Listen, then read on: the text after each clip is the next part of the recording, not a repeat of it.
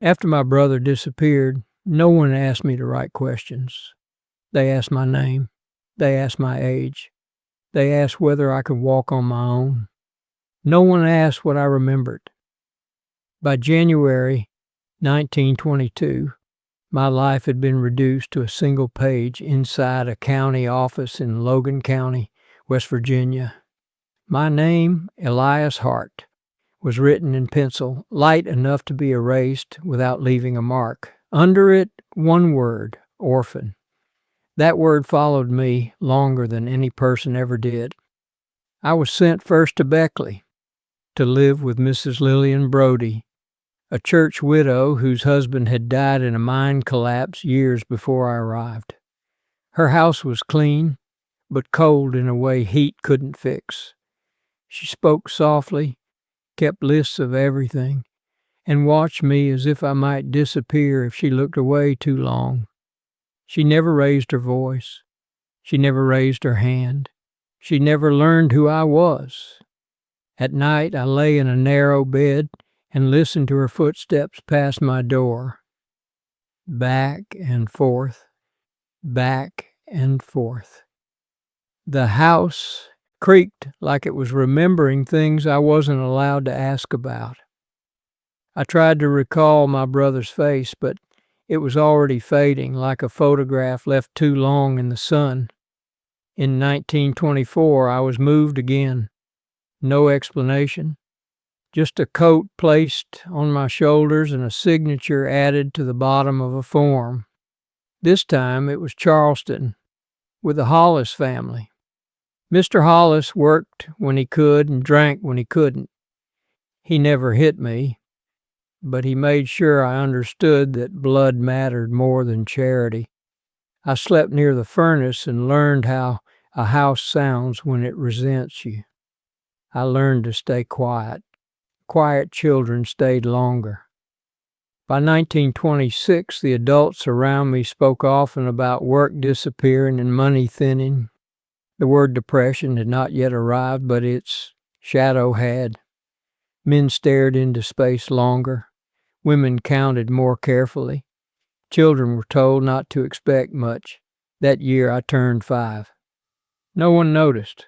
On August 31st, 1926, I sat on the back steps and watched dust move in the air while Mrs. Hollis hung laundry she would wash again tomorrow.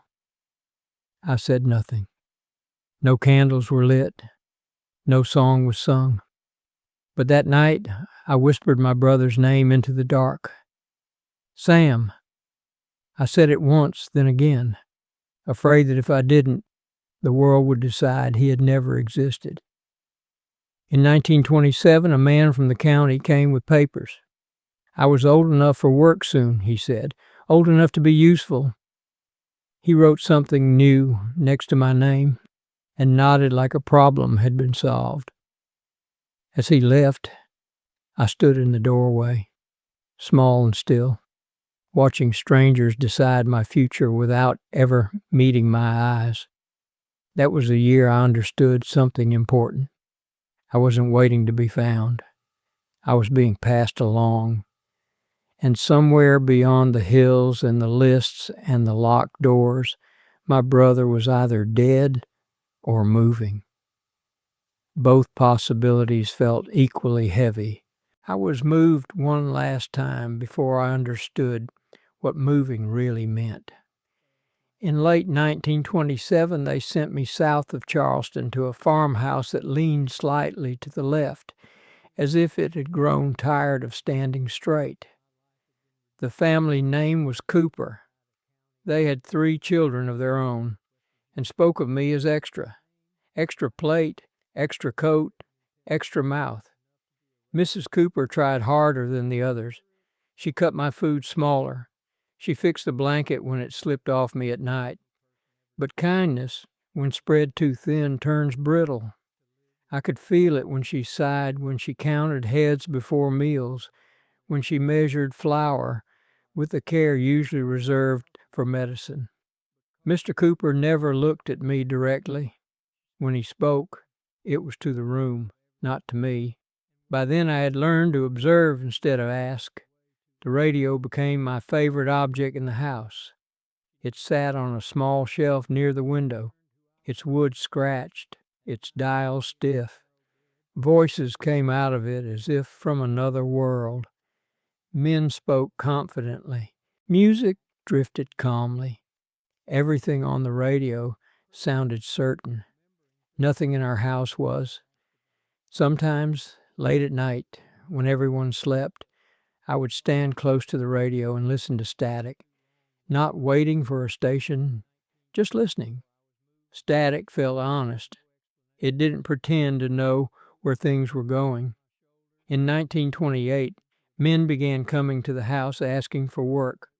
They stood at the edge of the property with their hats in their hands, eyes lowered, dignity folded in half.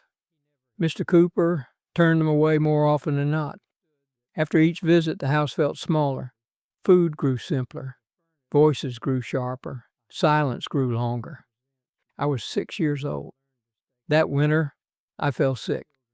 Nothing dramatic, just fever, cough, the kind of illness that scares adults because it steals time and money. Mrs. Cooper sat beside me for a night, then a second. By the third night, she left the door open instead. In the morning, she told me I would be fine. She did not touch my forehead again. I recovered quietly. I learned something then. Survival rarely announces itself. In October 1929, the word crash entered conversations like a foreign body. People used it carefully at first, as if saying it too loudly might cause another one. Newspapers spoke in headlines that didn't explain much.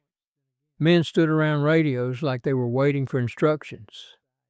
The Cooper children asked questions. I listened. By 1930, the questions stopped. Adults no longer pretended they had answers. One evening, I heard Mr. Cooper say, "We can't keep him much longer." He didn't use my name. He didn't have to. I sat on the stairs and held my breath, counting the spaces between words. A week later, a man from the county came again. Older this time. Tired. He carried fewer papers. He looked at me like he was apologizing without knowing how. He said I would be going to the city soon, that I was old enough to start learning responsibility. No one asked if I wanted to go. On March 3rd, 1930, I left the Cooper house with a small bag. Inside it, one change of clothes, a spoon, and nothing that belonged to my family.